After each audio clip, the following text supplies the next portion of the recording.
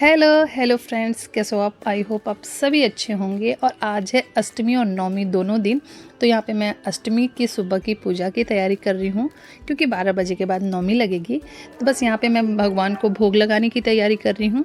भोग में तो आप कुछ भी लगा सकते हैं, पर हमारे यहाँ स्पेशली पंचमेवों का भोग, मतलब कि 5 तरह के ड्राई फ्रूट्स, इलायची, लौंग और बताशे, जो सफ़ेद वाले बताशे होते हैं वो उनका मेन भोग होता है। उसके अलावा फल, फ्रूट्स, मिठाइयाँ जो भी आपको भोग में लगाना है आप लगा लीजिए, लेकिन ये 5 चीज़ें तो ज़रूर चाहिए। मेवे और इलायची, लौंग और बताशे, ये माता को बहुत प्रिय होते हैं। तो बस यहाँ पे मैं पूजा कर लेती हूँ, क्योंकि आज मुझे कन्या पूजन भी करनी है, साथ में हवन भी करना है। तो आज मेरे पास टाइम थोड़ा सा कम है, तो फ़िलहाल मैं पूजा कर लेती हूँ। उसके बाद मैं सीधा आ गई थी किचन में। यहाँ पे पहले मैं एक साइड रख दूँगी आलू बॉईल करने के लिए, क्योंकि ये हम लोग व्रत में भी खा लेंगे और कन्या पूजन के टाइम मैं एक आलू की सब्ज़ी भी बना लूँगी। और साथ ही साथ एक साइड में मैंने रख दिया है मूंगफली भी भुनने के लिए, क्योंकि इसकी भी ज़रूरत पड़ती रहेगी।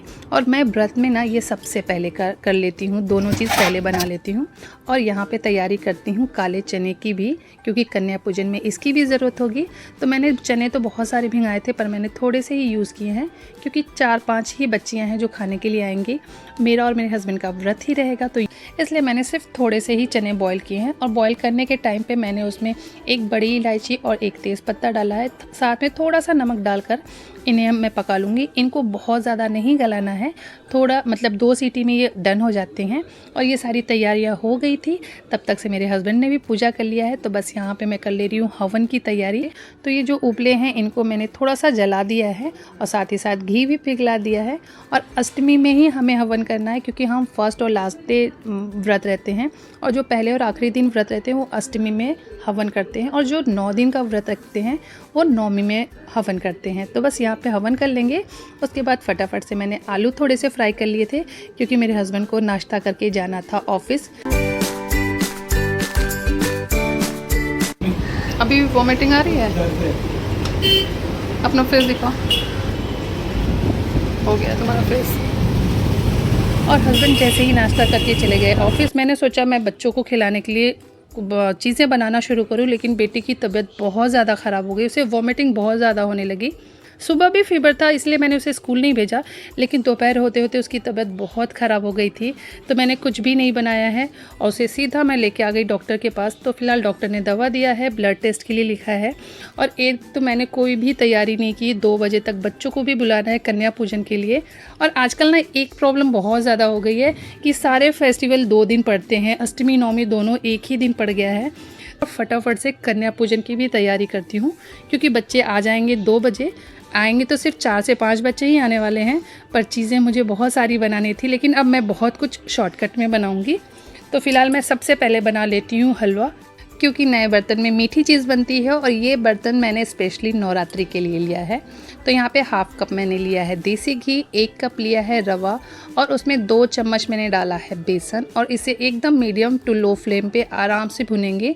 एक सोंधी सोंधी सी खुशबू आने लगे तब तक इसे आराम से भुनेंगे। उसके बाद मैंने डाला है इलायची और उसके साथ शक्कर डाल दिया है। इलायची मैंने फ्रेश कूट कर डाला है, मैंने इलायची पाउडर नहीं डाला है, क्योंकि उससे अच्छे से स्मेल आती है। और इसके बाद इसे थोड़ा सा भुना है जब तक हमारा जो शक्कर है वो मेल्ट ना हो जाए। उसके बाद इसमें मैंने पानी डाला है, पानी थोड़ा सा एक्स्ट्रा डाला है, क्योंकि रवा जितना ठंडा होता जाता है ना वो उतना ड्राई होता जाता है। और साथ में कलर के लिए मैंने थोड़ा सा केसर डाला है। तो बस इसे अच्छे से भून लिया है और ढक्कन लगा के रख दिया था 2 से 3 मिनट तक। उसके बाद वापस से इसे मैंने बस मिक्स किया है, और ये देखिए एकदम सिल्की सिल्की सा जो हलवा है वो एकदम हमारा रेडी हो गया है। और ये देखिए इसको वापस से वॉमिटिंग स्टार्ट हो गई है, पता नहीं इसे क्या हो गया, इसकी तबीयत ठीक ही नहीं हो रही है। और मुझे लग रहा है ना आज कन्या पूजन बहुत मुश्किल हो रहा है मेरे लिए, क्योंकि एक तो इसकी तबीयत ख़राब है, मन बिल्कुल डाइवर्ट होता जा रहा है। तो फिलहाल इसे दवा दे देती हूँ, क्योंकि 2 बजने वाले हैं और बच्चे आ जाएंगे। तो मेरा हलवा रेडी हो गया है। यहाँ पे काले चने की तैयारी करती हूँ। 1 चम्मच लिया है ज़ीरा, सौंफ लिया है 1 चम्मच, साथ में डाला है काश्मीरी लाल मिर्च, धनिया पाउडर, ज़ीरा पाउडर और थोड़ा सा डाला है हल्दी। उसके साथ मैंने डाला है अदरक, हरी मिर्च ली है। ये हरी मिर्च तीखी वाली नहीं है, कलर के लिए लिया है। साथ में ये मैंने फ्राई की हुई सूखी मिर्च ली है, जिसकी मैंने बीज निकाल लिए थे। साथ में लिया था हरे धनिया का डंठल। उससे खुशबू और भी अच्छी आती है। जब आप ना लहसुन और प्याज यूज़ नहीं करते ना, उसमें हरे धनिए का जो डंठल होता है उससे ना खुशबू बहुत अच्छी आती है। तो वो डाला है। उसके बाद इनको पीस कर मसाला तैयार किया है और इन मसालों को अच्छे से भुनेंगे। उसके बाद जैसे ही हमारे मसाले भुन जाएंगे, मैंने डाल दिए है बॉईल किए हुए चने और इन्हें तब तक पकाएंगे जब तक से ये सारे चने बिल्कुल ड्राई ना हो जाएं। और मैं सिर्फ काले चने बनाऊंगी, मैं आलू की सब्ज़ी नहीं बनाऊंगी क्योंकि बच्चों के आने का टाइम हो गया था। तो बस ये बना लिया है प्लेट, जिसमें पूरी है, काले चने हैं, हलवा है, मिठाई है, साथ में एक एक केला है। और बस यहाँ पे 3 बच्चियाँ आई हैं, बाकी की बच्चियाँ शाम को आएंगी।